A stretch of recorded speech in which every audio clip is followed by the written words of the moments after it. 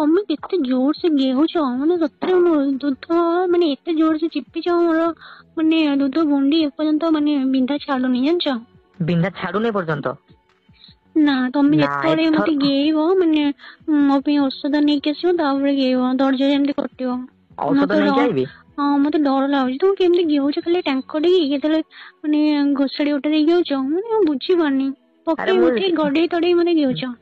ଆରେ ମୁଁ ସେଇ ଯୋଉ ଗିହା ଗିହି ଭିଡିଓ ନାହିଁ କି ମୁଁ ସେଠୁ ଦେଖିଛି ବହୁତ ଗୁଡାଏ ମାନେ ଏମିତି ଗିଅନ୍ତି ସେଥିପାଇଁ ମୁଁ ଦେଖିକି ତତେ ଗେଉଛି ଏମିତି। ହଁ ମାନେ ବିପିରେ ଯେମିତି ଗେଉଛନ୍ତି ମାନେ ତମେ ପୁରା ତାଙ୍କଠୁ ଆହୁରି। ସତରେ?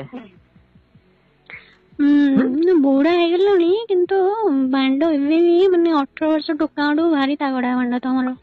ହଁ ମୋର ବାଣ୍ଡ ସେମିତି କାହିଁ କହିଲୁ ତୋ ଭଳି ମାଇକିନା ଖଣ୍ଡେ ପାଇଲେ ବାଣ୍ଡ ଆପେ ଆପେ ଉଠିବ ବୁଝିପାରୁଛୁ କି ନାଇଁ? ଶାଶୁ ଆଉ ମରିଗଲା ପରେ ତାଙ୍କ ଗିହା ରାଗ ତକ ମୋ ଉପରେ ସୁଝାଉଛ ନାଇଁ? ହଁ କହିବନି ଆଉ କେମିତି କହିବନି ଥାନ୍ତା ଯଦି ସେ ତୋ ଭଳି ବି ସେ ନାହିଁ ସେତେ ତୋ ଗାଣ୍ଡି ଦୁଧ ଯେମିତି ହେଇଛି ମୋ ମାଇକିନାର ସେମିତି ନାହିଁ। ସେ ସୁଖ ହୁଁ ମତେ ଦେଇପାରେନି ସେ ନାଇଁ ବୁଝିପାରୁଛୁ କି ନାଇଁ? ମୁଁ ବୁଝିପାରୁଛି। ଆଉ ଗୋଟେ କଥା ମୋ ପୁଅ ମାନେ ତୋ ସ୍ୱାମୀ ହେଲା ହୁଁ ସେ ଶଳା ମାନେ ଏଇଭଳି ଗୋଟେ ମାଇକିନା ପାଇଛି କିନ୍ତୁ ଗେହି ପାଉନି ନା। ଶାନ୍ତି ତତେ ଦେଖ କରିପାରୁନି। ଯଦି ବାପା ତମେ ଗେଇ ନଥାନ୍ତ ମୁଁ ସତ କଥା କହୁଛି ହୁଁ। ମୁଁ ଯେମିତି ତମେ ତ ଜାଣିଛ ମୁଁ ଆଉ ଯୁଆଡେ ଦେଖେଇଥାନ୍ତି ଆଉ ଭାବିବାରେ କଣ ଅଛି। ନା ନା ଆରେ ଦେଖ ଘର କଥା ଘରେ ରହିବ ନା ଶୁଣ ଆମେ ବାହାରେ ଦେଖ ବାହାରେ ଯଦି ଏମିତି କାମ କରିବ ବଦନାମ ହବ କି ନାଇଁ କହିଲ? ହୁଁ ସେଥିପାଇଁ କହୁଛି ଘର କାମ ଘରେ କରିବା ବାହାର ଲୋକ ଜାଣିବାର ହିଁ ନାହିଁ। ଯେତେବେଳେ ଇଚ୍ଛା ଘିଆ ଖାଇବା ପାଇଁ ମୁଁ ଅଛି ହେଲା ନିର୍ଧୁମ ଗେହିବି ଏମିତି ଗେହିବି ତମେ ଟୋଟାଲି ମାନେ ଜୀବନ ଟା କେବେ ଭୁଲି ପାରିବନି। କୋଉ ଭୁଲି ପାରୁଛି ତ ମାନେ ଏଠି ରହିକି ତ ତମ କଥା ଭାବିକି କେତେ ଥର ମୁଁ ବିଏରେ ଆଙ୍ଗୁଠି ମାରିଛି। ବିଏରେ ଆଙ୍ଗୁଠି ପୁରଉଛୁ ଆରେ ଚାଲିଆରେ ଜଲ୍ଦି ଚାଲିଆ ଘରକୁ ଆ ପଳେଇଆ। ଗଲେ କଣ କରିବା ପୁଣି ଗେଇବ ନା କଣ? ଗେହିବି ଏଥର ତ ଗାଣ୍ଡି ତ ବିହା ପରେ ଚାଟିକି ପୁରା ନାଲି କରିବି। ଆଚ୍ଛା। ପୁରା ଚାଟିବି ଏମିତି ଚାଟିବି ଯେମିତି କୁକୁର ଚାଟେ ଦେଖିଛ ସେମିତି ଚାଟିବି। ସେଇଆ ତ କର ନା ହଁ କହିବନି କେମିତି। ଏଥର ଅଧିକା କରିବି କାହିଁ କହିଲୁ ଗୋଟେ ମାସ ହେଲାଣି ପୁରା ଭୋକେଇଲା ଅଛି ପୁରା ହେଲା ଏମିତି ହୁଁ ଚାଟିବି ତୁ ବିଶ୍ଵାସ ସେତେବେଳେ କରିପାରିବୁନି। ଯୋଉ ମୋ ହାତ ଦିଟା ବାନ୍ଧିକି ଚାଟିଲ ମୋ ବିଅକୁ ମୋ ଦେହ ମୁଣ୍ଡ କଣ ହେଇଗଲା ଜାଣିଛ? କଣ ହେଇଗଲା ଦେହ ମୁଣ୍ଡ?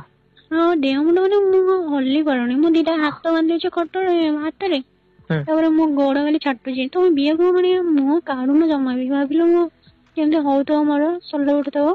ହଁ ବିହା ତମର ସେମିତି ଅଛି ବୋଲି ସେମିତି ହଉଛି ନା ଆଉ। ଦେଖ ହଁ ଆଉ ବିଅର ମାନେ ବାଳ ହଁ ତ କାଟିଦେବି ନା ରଖିବି ସେମିତି? ବିହାରୁ ନା ବାଳ ଥିବ ନା ବାଳ ଗୁଡା ପସନ୍ଦ ମୋର ବହୁତ। ହୁଁ ବାଳକୁ ଦାନ୍ତରେ ଚାବିକି ଛିଣ୍ଡେଇ ବିଆକୁ ଚାଟିବି। ଏମିତି କୁହନି ବାବା ମୋ ଦେହ ମୁଣ୍ଡ କଣ ହେଇଯାଉଛି ଜାଣିଛ ନା? ସେମିତି ମଜା ନା ଆଉ ଶୁଣ ସେମିତି ମଜା ବହୁତ ଲାଗିବ ୟାର ତୁ ଜଲ୍ଦି ଘରକୁ ପଳେଇଆ। ଭାବୁଛି ଯିବି ହେରି ଏଇଟା ଯୋଉ ପଞ୍ଚୁକଟା ଯାଉ ହେରି ଯିବି ଆଉ। ପଞ୍ଚୁକ ଆସିଲା ପରେ ଆସିବୁ? ହୁଁ ଏ ପଞ୍ଚୁକରେ ମୁଁ ମୁଠି ମାରି ପାରୁନି ତୋ କଥା ଭାବିକି ବି। ହଁ ତ କଣ କରିବା କହୁନ ପଞ୍ଚୁକରେ ଆଇଁଷିଣିଆ କାମ ଗୁଡା କରୁଛ କାହିଁକି ସତ ଏମିତି କଥା କହିକି ମୋ ତମେ ବିଆ ଓଦା କରିସାରିଲାଣି ଜାଣିଛ?